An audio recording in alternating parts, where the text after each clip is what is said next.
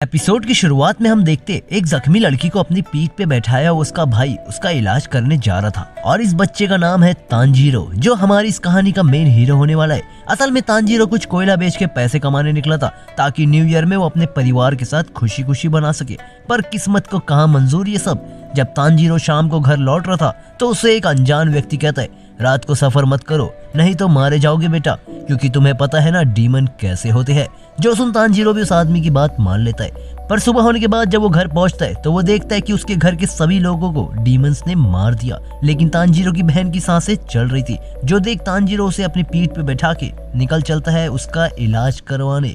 लेकिन ये सफर इतना आसान नहीं होने वाला। रास्ते में हम देखते कि तांजीरो की बहन एक डीमन में ट्रांसफॉर्म हो जाती है और वो अपने भाई पे ही हमला करने लगती है। ये देख तांजीरो सोचने लगता है कहीं मेरी बहन ने तो मेरे पूरे घर को नहीं मार दिया। लेकिन तांजीरो नोटिस करता है कि नेजुके के दांत में किसी इंसान का खून नहीं लगा, तो इसलिए तांजीरो कंफर्म हो जाता है कि मेरे परिवार को कोई और ही डीमन ने मारा है। इतने में वहाँ तोमियो के नाम का एक डीमन स्लेयर आ जाता है और वो अपने तलवार से नेजुको को गला काटने वाला था, लेकिन तांजीरो अपनी बहन को बचा लेता है। तोमियो को तांजीरो से कहता है तुम्हारी बहन अब एक डीमन बन चुकी है और मेरा काम है ऐसे डीमंस को मारना। जिसपे तांजीरो कहता है मेरी बहन को मत मारो, मुझे उसका इलाज करना होगा। लेकिन तोमियो को नहीं मानता। तांजीरो ना चाहते हुए भी तोमियो पे हमला करता है, पर अफसोस तांजीरो तोमियो को छू तक नहीं पा रहा था। पर जब तोमियो को तांजीरो की ओर बढ़ता है तो उसकी बहन नेजुको उसे बचाने आ जाती है। ये पहली बार था कि कोई डीमन किसी इंसान की हिफाजत कर रहा है। नेजुको को ऐसा देख तोमियो को उन दोनों को छोड़ देता है और उन्हें बताता है कि तुम दोनों मोनोसागरी चले जाओ, वहाँ तुम्हें ओरिकोदाकी मिलेगा। और एक और बात, नेजुके को धूप में मत लाना वरना वो मारी जाएगी, इस चीज का ध्यान रखना होगा तुम्हें तांजीरो। उसके बाद नेजुको को धूप से बचाने के लिए तांजीरो एक टोकरी बनाता है जिसमें नेजुको बैठ जाती है और वो दोनों निकल पड़ते हैं ओरिकोदाकी से मिलने। रास्ते में उन दोनों को एक डीमन मिल जाता है जो देख तांजीरो उसका सिर को अलग कर देता है। सर धड़ से अलग होने के बाद भी वो डीमन नहीं मरता, पर तांजीरो किसी तरह उस डीमन को पेड़ से लटका देता है। तभी वहाँ एक मास्क पहना हुआ आदमी आता है और वो तांजीरो से कहता है कि उस डीमन को मार दो, पर तांजीरो ऐसा नहीं कर पाता और ये मास्क पहना हुआ आदमी तांजीरो पर बहुत गुस्सा होता है क्योंकि यही आदमी है ओरिकोदाकी जिसे तांजीरो ढूंढ रहा है। ओरिकोदाकी कहता है मैं तुम्हारी मदद तभी कर सकता हूँ जब तुम डीमन स्लेयर में शामिल हो जाओ, और तांजीरो उनकी शर्त मान लेता है और 1 साल की कड़ी ट्रेनिंग में तांजीरो कई सारे स्किल सीख लेता है। फिर ओरिकोदाकी उसको आखिरी टास्क देते हैं जिसमें उसको एक बड़े बोल्डर को बीच में से काटना होगा। 6 महीने बीत जाते पर तांजीरो ये नहीं कर पा रहा था। तभी वहाँ ओरिकोदाकी के 2 और स्टूडेंट आ जाते हैं जो तांजीरो की एबिलिटी को और एनहांस करते हैं, और 6 महीने की और ट्रेनिंग के बाद तांजीरो उस बोल्डर के 2 टुकड़े कर देता है। असल में ओरिकोदाकी कभी नहीं चाहता था कि तांजीरो डीमन स्लेयर कॉर्प के फाइनल सिलेक्शन में पार्ट ले, और इसीलिए उन्होंने तांजीरो को इतना मुश्किल टास्क दिया था क्योंकि ओरिकोदाकी के कई स्टूडेंट्स डीमन स्लेयर कॉर्प में पार्ट लिए और वो सब मारे गए। अब तांजीरो डीमन स्लेयर के फाइनल सिलेक्शन में पार्ट लेने के लिए पूरी तरह तैयार था, पर ओरिकोदाकी को तांजीरो की फिक्र हो रही थी कहीं वो मारा न जाए, और इसलिए उन्होंने तांजीरो को एक मास्क दिया जो उसे हर तरह के नुकसान से बचाएगा। जाते वक्त तांजीरो ओरिकोदाकी के उन दोनों स्टूडेंट्स को भी बाय कहता है जिन्होंने ट्रेनिंग में उसकी हेल्प की थी, पर ओरिकोदाकी सोचने लगता है कि वो 2 स्टूडेंट उसकी हेल्प कैसे कर सकते हैं, वो तो मर चुके हैं। असल में ट्रेनिंग में साबितो और मैकोमे की आत्मा ने उसकी हेल्प की थी।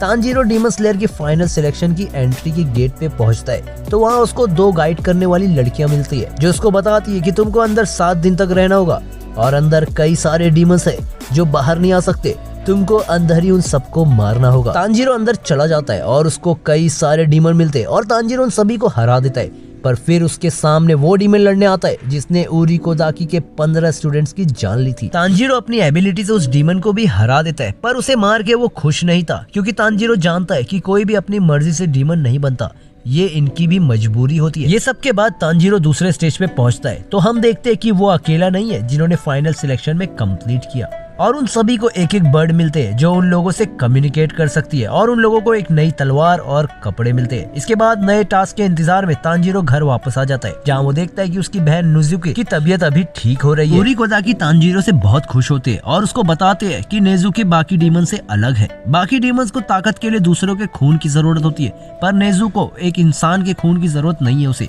उसे तो सिर्फ अपनी नींद चाहिए और उसी से वो अपनी एनर्जी बना लेती है। तांजीरो को उसका पहला असाइनमेंट मिल जाता है जिसमें कोई डीमन लड़कियों को रात में गायब कर रहा है और उससे उसकी नई तलवार भी मिल जाती है। तांजीरो अपने पहले असाइनमेंट के लिए निकलता है। उससे पहले उरिकोदाकी उसे आके एक बैग देते जिसमें नेजुके भी उसके साथ जा सके और तांजीरो और नेजुके मिलके उस डीमन को मार देते जो लड़कियों को गायब कर रहा था। फिर तांजीरो को दूसरा असाइनमेंट भी मिल जाता है जिसमें वो कुछ समय के लिए म्यूजिन से मिलता है। म्यूजिन वही आदमी है जो बहुत सारे इंसानों को डीमन बना सकता है। जो जानने के बाद तांजीरो म्यूजिन से लड़ना चाहता है पर म्यूजिन भीड़ में एक इंसान को डीमन बना देता है और मौका देख के वहाँ से भाग जाता है। आगे जाके तांजीरो की मुलाकात दो अच्छे डीमन से होती है जिन्हें अपनी ताकत के लिए बहुत कम खून की जरूरत होती है और वो लोग खरीद कर खून पीते हैं।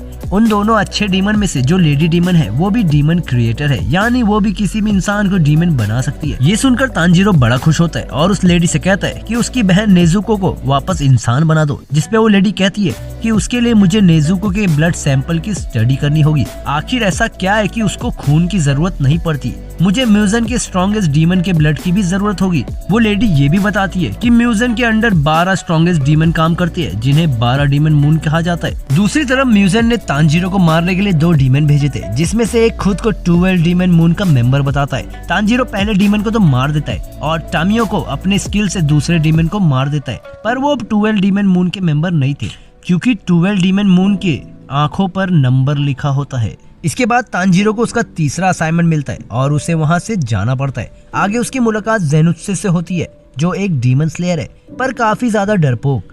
तांजीरो उसे अपने साथ चलने को मना लेता है। फिर मिशन के दौरान तांजीरो एक और डीमन स्लेयर से मिलता है जो सेम मिशन पे था। उन लोगों को एक ऐसे डीमन को हराना था जो पहले 12 डीमन मून का मेंबर का हिस्सा था। उन लोगों को एक ऐसे डीमन को हराना था जो पहले 12 डीमन मून का हिस्सा था। और उस डीमन सुजुमी को हराते हुए हमें ज़ेनुत्सु की असली ताकत का भी पता चलता है कि जब ज़ेनुत्सु अपने होश में नहीं होता है तो वो बहुत ज्यादा ही पावरफुल यानी बहुत ज्यादा तेज हो जाता है। पर तांजीरो के ग्रुप के एक मेंबर को पता चल जाता है कि उसके बैग में एक डीमन है और वो नेजुको को मारना चाहता है, पर ज़ेनुत्सु नेजुको को बचा लेता है। फिर तांजीरो और इनोसुके में लड़ाई हो जाती है। मैंने आपको स्टार्टिंग में बताया था कि तांजीरो का सर और उसकी स्मेल करने की ताकत बहुत ज्यादा है। यहाँ तांजीरो अपने सर से इनोसुके के सर पे इतनी तेज मारता है कि इनोसुके वहीं बेहोश हो जाता है। अब उनका ये मिशन कंप्लीट हो गया था और उन्हें अपना अगला मिशन मिल जाता है। थोड़ा रेस्ट करने के बाद वो लोग अपने मिशन पे निकल जाते। वहाँ उन लोगों को एहसास होता है कि आगे बहुत पावरफुल डीमन है। ज़ेनुत्सु डर जाता है और वो वहीं रुक जाता है। बाकी तांजीरो और इनोसुके आगे बढ़ते हैं और वहाँ उनको बहुत सारे डीमन स्लेयर मरे हुए दिखते हैं और उनकी बॉडी पेड़ से लटकी हुई है।